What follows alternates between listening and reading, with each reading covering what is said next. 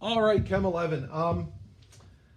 Another problem solving session. This one's going to deal with the Calculating Molarity handout. This, of course, was posted for you on the D2L site for our course, Chem 11. To solve these problems today, I'm going to need the Calculator-O-Matic 3000 Special Solar Powered Edition, so when the power goes off, this guy can still do chemistry. And of course, our special secret double probation edition of the periodic table, brought to you by Dmitry Mendeleev himself. All right, so what I'll do is there's a dozen questions here. I will do all the even ones today. And I even did, if you look at number one, I did as a bonus for you number one. Number one is, what is the formula for molarity? Now, molarity is a way of measuring concentration in moles per liter. So molarity is a method of measuring concentration. C is for concentration in moles per liter, which is what molarity is. So N is moles, obviously, and per volume, which is liters. So this is moles, this is liters. All right? So I'll do all the even numbered questions, 2, 4, 6, 8, and we'll go through, okay? So number two, if I read it out quickly, you have prepared a solution containing 15 grams of sodium chloride using a flask containing 0.5 liters of water. What is the concentration? So I have NaCl, and I have 15 grams of that. My volume is equal to 0.5 liters, and I'm looking for C. This is all given in the question, and this is the stuff that I will write out first. All right, so to find C, I need N and V. Well, I have the V right here, but I don't have N, I don't have moles. But I kind of do have moles in an indirect way. If I have the mass and a formula, I can turn my mass into moles. So that's my first step. All right, I'll take that 15 grams, and I'm going to divide it by the molar mass for sodium chloride, which I get off of the periodic table. And when I do that, I get 0.257 moles. The black marker here is fading a bit. So now that's my N. So I have the N and I have the V. I can now solve for C. C is equal to N over V. The N is the moles, so 0.257 moles over my volume, which was half a liter. And when I divide that out, I end up with 0.514 moles per liter. Neither of these units cancels each other out, so they both stay here. And that's what molarity is, moles per liter, all right? So let's do another problem here. We can also do number 4. Do number 4 in orange. There's our final $1 million answer for number 2. Number 4 says, how many grams of calcium phosphate must be used if you wish to make 750 mils of solution with a concentration of 2 moles per liter? All right, so calcium phosphate. And it wants to know how many grams of that I will need. My volume is 750 milliliters. I'm immediately going to change this into liters. Whenever I'm given something that's in milliliters and I need liters, or kilograms and I need grams, I convert it right away. Always a good thing to do. So 750 mils is 0.75 liters. And it said the concentration was 2 moles per liter. All right. So to get grams of this, I can get the molar mass of this by adding these components up on the periodic table, but I'm going to need the moles of it. And I can find N because I have C and V. Here's C, here's V. So I'm going to find N. And according to this, N is equal to C times V. All right? So N is equal to 2 moles per liter times 0.75 liters. Remember, if I want my liters to cancel out and I had to put mils in here, it wouldn't have been able to do that. So that and that will cancel out. My answer will be in moles, which is great. That's what I'm looking for. And when I multiply that, I will end up with 1.5 moles of the calcium phosphate. So now I start with that. I'm going to change the moles into grams by using the molar mass of this formula, using my periodic table. So 1.5 moles, and I'm going to multiply it by the molar mass. So I've got to add up 3 C's, 2 P's, and 8 oxygens. And when I do that, I get 310.18 grams per mole. Moles on top and moles on bottom cancel when I multiply. And I end up with 465.27 grams. Grams is the only unit left. And that is my $1 million answer right there, the correct answer. So you can pause the video now if you need to. Number 2 in the black and number 4 in the orange are completed. All right. I got a few more to do, so I'm going to get to them.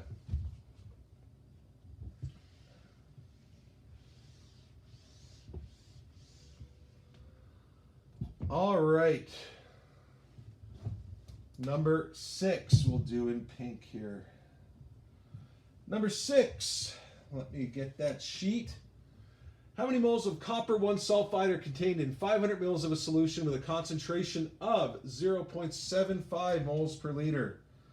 So how many moles am I looking for of copper 2 sulfide, so Cu2S? If I have, the volume it said was 500 milliliters. Immediately, I don't want mils, I want liters. Divide that by 1,000, and boom, I've got liters. And my concentration was 0.75 moles per liter. So there's all the information that was given to me. I'm looking for moles. I know that moles is N, and N is equal to C times V. We just used this formula a moment ago. So my concentration multiplied by the liters, and when I multiply, liters on bottom and liters on top will cancel, and my N is equal to moles, which is the only unit left. And in this case, it's going to be 0.375 moles. All right. And that is my $1 million final answer. Sorry, I should underline the whole thing. All right. So that's that one done. Number 8. Number 8, let's read that sheet. Mr. Quigley. Who doesn't love Mr. Quigley? All right, Mr. Quigley places 250 grams of iron 3 sulfate in a jug of water of unknown volume and finds that its concentration is 1.25 moles per liter. What is the volume of the jug? All right, good old Mr. Quigley. So we've got iron 3 sulfate. The formula for that is that. It says we have 250 grams of that. That's what Mr. Quigley used. The concentration of his solution was 1.25 moles per liter. And it was looking for the volume. All right, so that's all the information that was given in the question. I have to find the volume. In order to find volume, I need concentration, which is given, and moles. Again, it's not given directly, but if I have the formula and the mass, I can figure out the molar mass of this and figure that out and get my N. So let's do that. 250, I'm going to divide it by the molar mass of this. So now 2 irons, 3 sulfurs, and 3 times 4, 12 oxygens. I add all of that up, and it's a hefty 399.91 grams per mole. Grams divided by grams is no grams, and I'll be left with 0.625 moles of the iron 3 sulfate. This is my N. So now I have N and I have C. I can find V. So V is equal to N over C. My N, I just figured out, is 0.625 moles.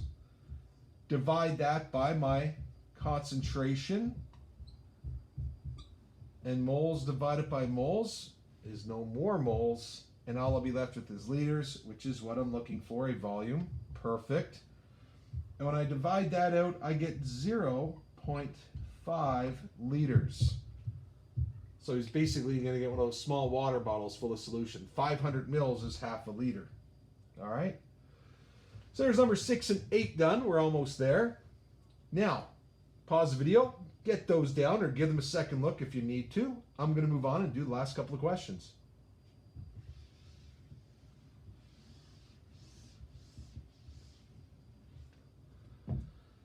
Number 10. What are we going to do number 10 in? Let's see, number 10. We'll maybe do it in red is good. We'll give that a go. All right. So number 10. The question says, a scientist dissolves 55 grams of calcium fluoride